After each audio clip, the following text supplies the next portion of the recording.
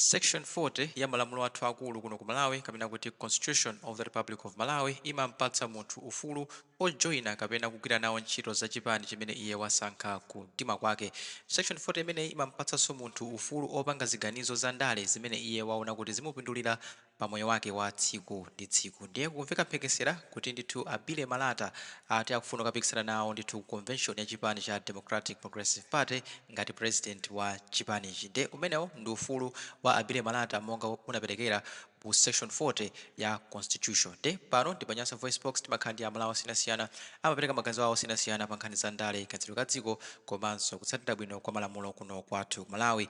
Ndiye pano tafuna tipange feature mawu a The Voice amene akunena kuti nkhale uli ufulu wa Abile Malata kukapikisana nawo ku chipani cha DPP ngati president, koma iwo Abile Malata si munthu woyenera kuti akakhale pa ballot ku chipani cha Democratic Progressive Party chifukwa kuti akulu amenewa nthawi zambiri akhala kumanyoza kulankhula zinthu zosokoneza chipani cha Democratic Progressive Party. Ndakuwapempha ndithu osapota chipani cha DPP kuti mukamakasankha Abile Malata kuti akhale udindo wina uliwonse ku chipaniko muganizire kuti kodi mkulu ameneyu tikampatsa udindo chipanichi achitengera kuti, poganiza kuti mbuyo monsemu wakhala kumayankhula zinthu zosakhala bwino za chipani cha Democratic Progressive Party DPP. Ndeti nkhali imodzi pano Panyasa Voice Box kuti ndimve kuti a Voice akuti chani pa nkhani imeneyi.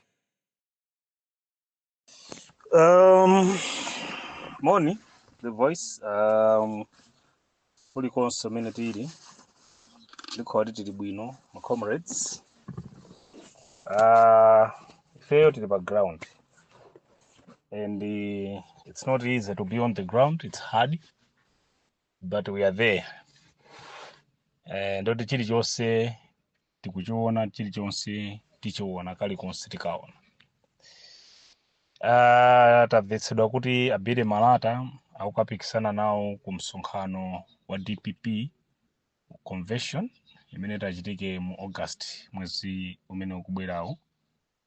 Therefore panga chisankho kuti akakhala nawo kumene, but the question should be kuti kodi mfundo zimene adzikatiuza iwo Abile Malata kwa inuyo ma delegates a DPP after everything that he has done kuchipaniko ndizotani, kodi zizikayenda bwanji, abweretsa maganizo otani amene angakhale kuti asinthe zinthu, poti he has been a person that was destroying the same party that he wants to stand in as a presidential candidate 2025. So that's makamba kuti ufulu inde wa munthu ulipo. Kwa nthawi zina zake chifufu nchoyipa, because chifufu chimampangitsa munthu kumakhala munthu osongonekera kachitidwe ka zinthu. Because tikafunsana apa, tifunsane kuti abweretsa chani cha nyuwani, except ma betrayals amene wakhala akupanga. Ineyo ngakhale pali ufulu wa munthu onena kuti munthu akhoza kukhala nawo kuchita nawo mpikisano, ndi ufulu wa democracy, ndi ufulu wake to associate. Komano ineyo ndipange advise kwa anzathu a DPP kuti this man should be on the ballot paper opikisana nawo para presidential candidate. Chifukwa we know the story, we know where he's coming from, his PP choyamba. He's been in MCP chachibwiri, he's been destroying your own party. So he's a person that is not going to be entertained, although he's not supposed to be there in the first place. It's the same as kutenga again Sonda, Auladi Musa, the betrayers. So zikungoti khudza kuti lero ndi lero eti komanso chadzandiyani. With UTM coming out of this Tonse Alliance government, dzambano kubwera poyera kuti oti ambe mwina kuyesa njira izi kuti munanga anthu apangezi. Okay, suppose Malata ndi president wa DPP. Can you imagine amene mula DPP?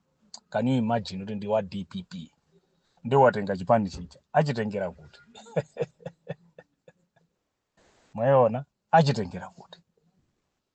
This is a person that does not think. It's a person that does not even know what he's talking about. He's in a company with Ben Longwe, Nzake Munu, iyeyu malata wagape khombe all those people ndi akhala pasi royi wepita kapange pressure ku DPP akuluakulu zinazi tikamachita ziyambatayuza kaimitu chambatu sichabwino. Akakhala Beni Longwe ndi amene timadziwa kali zochitika zake thawa ku South Africa atapanga zake uko wabwera kuno kuyamba kupepesa kaya kutani chamba chokha chamba ma drugs ndendi izizi ali ine same camp wopita wauze kuti sinatuluke DPP ndikapikisana ndi APM a DPP uyu musamole kupezeka pa ballot paper ya ku convention. He is not allowed and he is not going to be. Ino DPP musaloli ama kunena kuti sino a democracy kasino chanchani malata should never even be there or not even to talk about a presidential candidate. We are talking about kakhale ka udindo ka original governor. Tikati original governor muna ndogo manga ka district governor kapena ka constituency governor kapena ka branch chairman malata asapezeke pena palipose ino kuma blues zimenezo azipanga kuchikangawa kumweko asapange nawo kwina akuyayi azikapanga kuchikangawa